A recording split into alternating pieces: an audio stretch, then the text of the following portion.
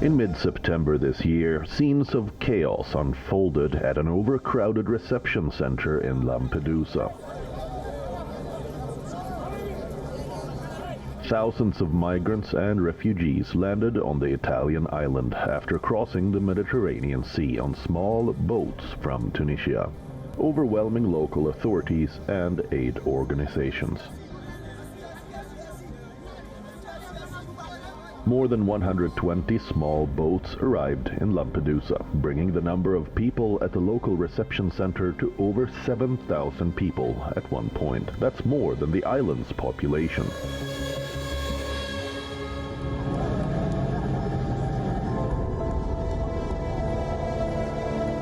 Aboard the boats that arrived in Lampedusa from Tunisia are citizens of various African nations: Ivory Coast, Guinea, Cameroon, Burkina Faso, Mali, and Tunisians.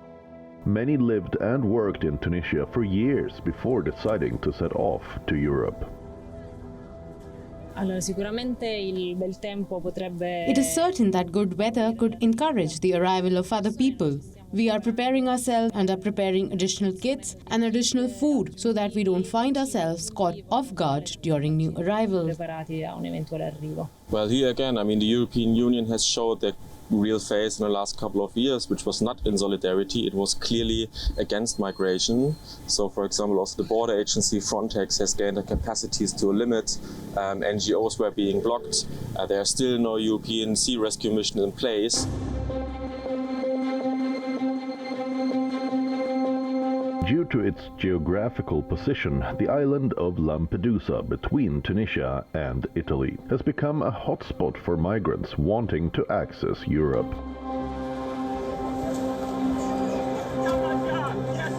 It has been seen as a symbol of the lack of solidarity of the European Union, or EU, and its members, reigniting tensions within the bloc and providing impetus to work for a fresh common strategy.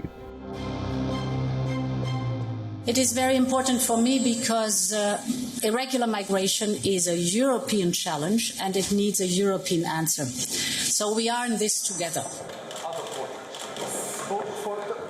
So, on the 29th of September 2023, the leaders of 9 Mediterranean and Southern European countries, including France's Emmanuel Macron and Italy's Giorgia Meloni, met in Malta to discuss the pressing issues of migration and the need to tackle it at its roots and transit countries. The situation we've been experiencing for several months and the exceptional scale of the Lampedusa crisis clearly calls for a united European response and requires all of us to show solidarity with Italy. We must also show solidarity with all countries of first entry. Like when Greece or Spain are affected, we must show the same solidarity.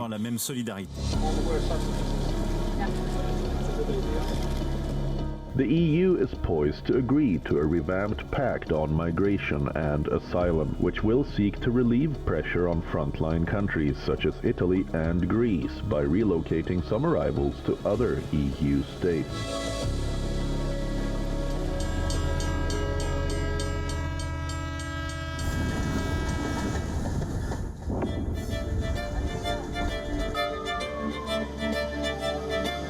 So, who is a migrant? Is there a difference between migrants and refugees?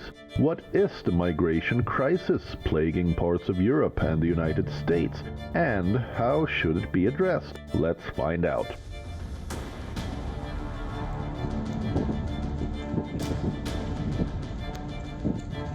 Millions are on the move all year long.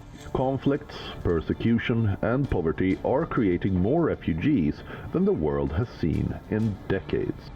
The difference between a migrant and a refugee marks a crucial distinction for European countries receiving new arrivals.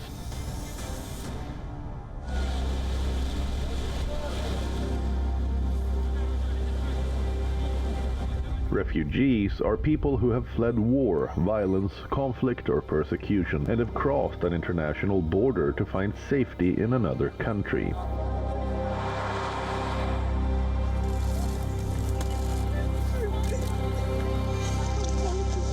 They often have had to flee with little more than the clothes on their back, leaving behind homes, possessions, jobs, and loved ones. Syrians are a prime example. Refugees, under the 1951 Refugee Convention, are entitled to basic rights under international law, including the right not to be immediately deported and sent back.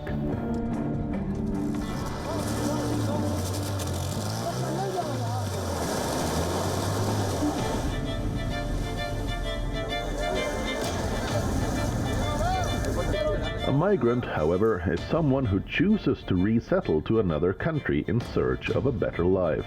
Not all migrants are refugees, but refugees can fall under the migrant umbrella. For example, those fleeing poverty in Nigeria looking for work in Europe would not have refugee status, but would be considered migrants. Are migrants then processed under the receiving country's immigration laws, and how does it work? So, depending on if you're in the United States or in Europe, in the United States, the federal government handles all of this. You enter the United States and you can basically move wherever you want in the United States once you get that asylum permission to enter through asylum. You get your work permit. That work permit is for any state you want to work. In Europe, the people are, basically where you land is where you try to stay. But what a lot of asylum seekers try to do is forum shop because it might be a little bit easier to get around the formula and the process within certain European countries, right? And so you might want to say, hey, you know what, things are really crowded right now in Italy. I'm going to try my luck in Germany or Luxembourg because it's a little bit of an easier process. And so in Europe, there is a framework for immigration, but some countries it's going to be a little bit easier to process than other countries. More than 1 million migrants and refugees crossed into Europe in 2015, sparking a crisis as countries struggle to cope with the influx. Most crossed by sea, with more traveling from Turkey to Greece. Half of them were migrants from Syria. The 2015 surge marked the largest annual flow of asylum seekers to Europe since 1985.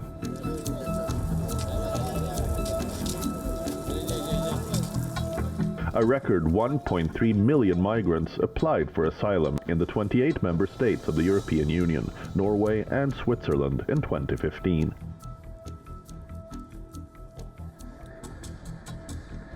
The migrant issue created a division in the European Union over how best to deal with resettling people. The EU has since been pushing tougher policies to curb irregular immigration.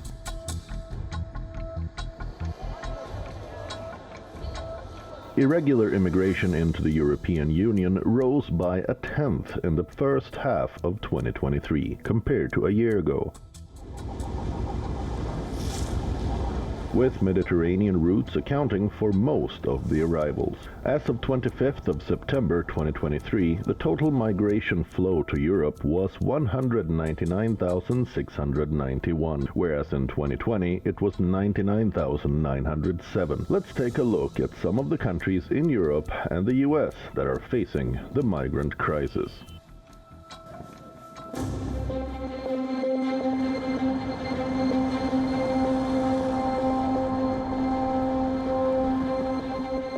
Many undocumented asylum seekers lived on the streets in France before they found a place in emergency accommodation. In Lille, France, Alseni Diallo, an asylum seeker from the Republic of Guinea, sometimes gives in to despair.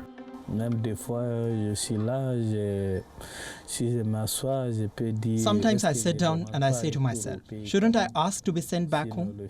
I've never lived like the situation I'm experiencing now, staying idle without work, without money. If you don't beg, if you don't ask someone, you cannot get anything. It's a bit hard.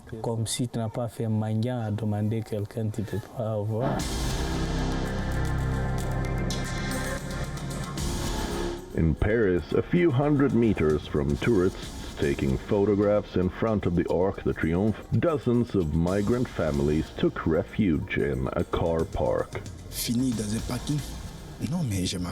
I have my wife here who is pregnant, so I can't sleep outside with her. The only thing we can hope is that the French government makes an effort for the homeless, because we see children being born. There are plenty of children among us. They should make an effort regardless of the difficulties. They should think of the children, because sooner or later, they will also be a part of the French community.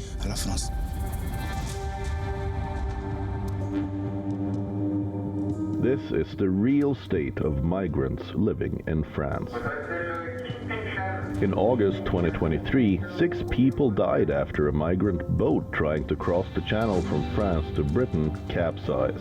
France and the UK saved nearly 60 migrants and brought them to French or British shores. The channel between France and Britain is one of the world's busiest shipping lanes, and currents are strong, making the crossing on small boats dangerous. The government came under attack after the drowning incident. If more tragedies like this one are to be averted, the French also have an ethical duty.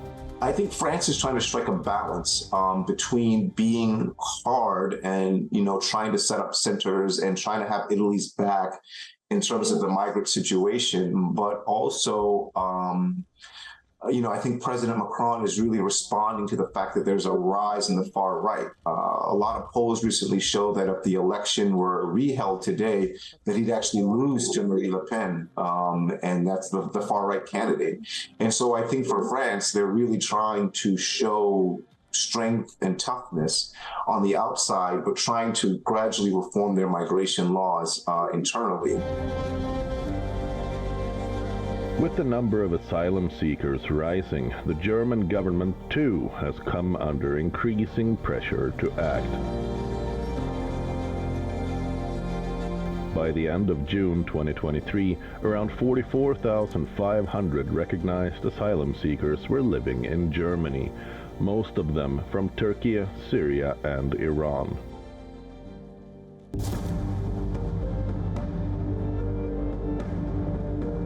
Immigration has become a major issue in German politics in recent months. In late September, the German government announced that it was strengthening controls along its border with Poland and the Czech Republic. Responding to increasing political pressure to deal with the rising number of people crossing illegally into the country's east. What we're seeing in Germany and in the United States is just because there's a lack of leadership and because they have this vacuum of leadership, they're both trying to get tough on the border, quote unquote, but it's a facade and it's fake. And what people are still seeing is all these migrants flowing into the country. And so what those checks might be, it's hard to say, but whatever those checks might be, it's not a substitute for actual leadership on migration, whether it's in Germany, France, the United States, or any country. Belgium has long come under criticism for failing to provide enough shelter to thousands of people who come seeking protection from persecution in their home countries. In March this year, dozens of people braved the cold and slept in tents in Brussels as the asylum crisis took hold. For now, it's really hard to explain because this is not what I was expecting. Coming in Europe to come and sleep outside of the street, that was not my expectation. Just that we don't have any option unless we accept it for now, and we are bleeding to the governments to help us to get to the place where we deserve it. Asylum seekers come from Afghanistan, Sub-Saharan Africa, Eritrea, Palestinian territories, and Syria. Long lines of tents in Brussels have become a stain on Belgium's reputation. The migration issue is gaining momentum. On the 4th of October, in a new development, the EU countries have agreed on new rules to manage future migration crises. It aims to establish common rules to manage an unexpected mass arrival of asylum seekers. Whether the EU's new reforms bring a positive change in the migration issue or not remains to be seen.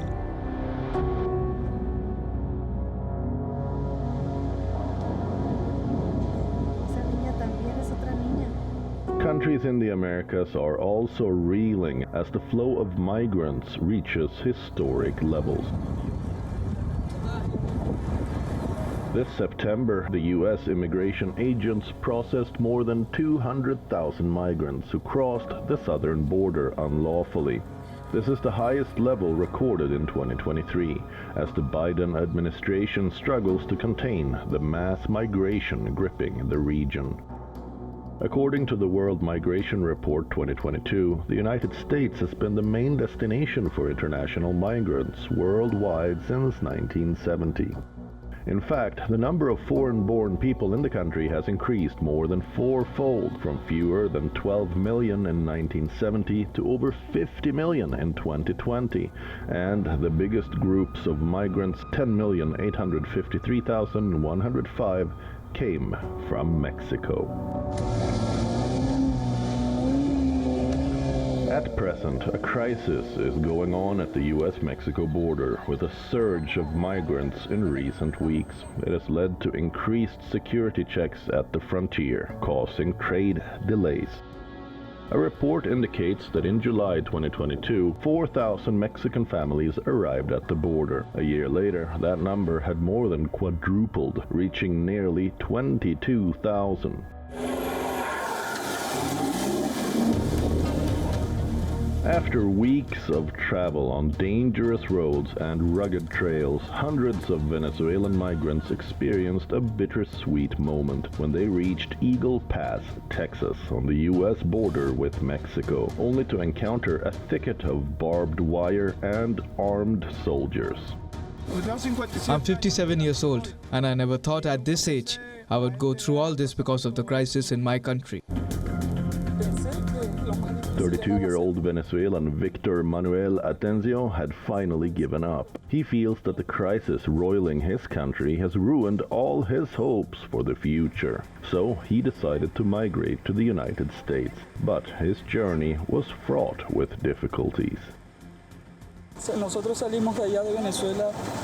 We left Venezuela on July 30th, and we have been on this journey for approximately 22 days. And it has seemed quite endless. My life has been passing by and I have not seen any fruit because, unfortunately, the country where I was born has not given me the opportunities.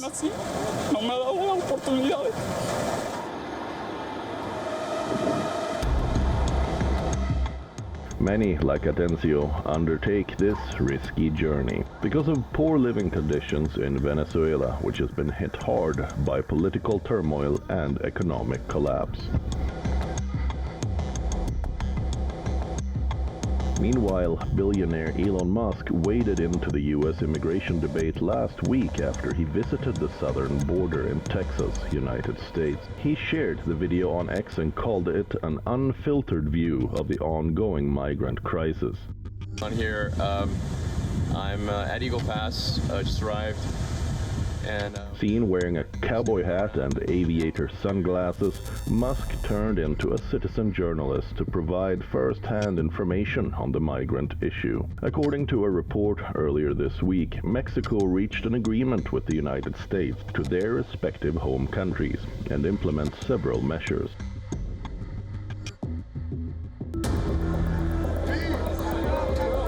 New York City is facing a huge crisis due to a surge in the arrival of migrants. Dozens of young men from West Africa squeezed together on the sidewalk, wait for days for shelter in front of the Roosevelt Hotel in Manhattan.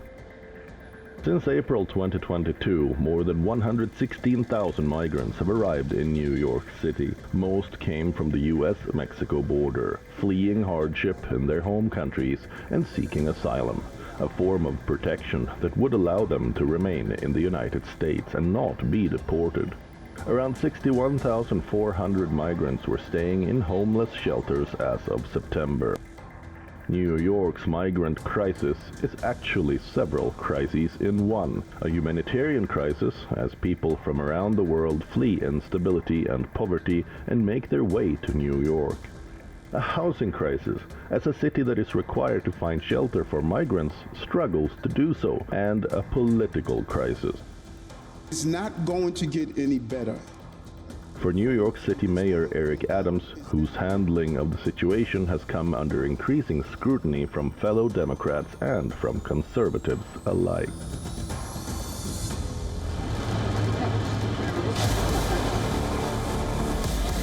The Biden administration announced a new asylum policy in an effort to stem illegal crossings. The policy disqualified most people from applying for asylum if they had crossed into the United States without either securing an appointment at an official port of entry or proving that they had sought legal protection in another country along the way. The policy was struck down by a federal judge in July, but was upheld on appeal. As a result, the number of people crossing the border dipped, but in July it appeared to be on the rise again. You need to see across Europe and the United States a reform of migration globally within these countries that do it in a way that people can apply from their home countries to come to the United States, to go to Europe more regularly and more easily. And if you do that, you really could crack down on people using these irregular routes and using traffickers and using irregular means to enter the countries. And so what we need is leadership on a global scale, and that's unfortunately what we're lacking throughout the world, whether it be in the United States or in Europe. Around the world, governments continue to adopt a tougher line on immigration, but with short-term strategies dominating the discussions, many of the persistent drivers of migration go unnoticed and unaddressed. A collaborative effort to craft a global consensus on migration is urgently needed, one that is definitely not shaken by demands for quick resolution.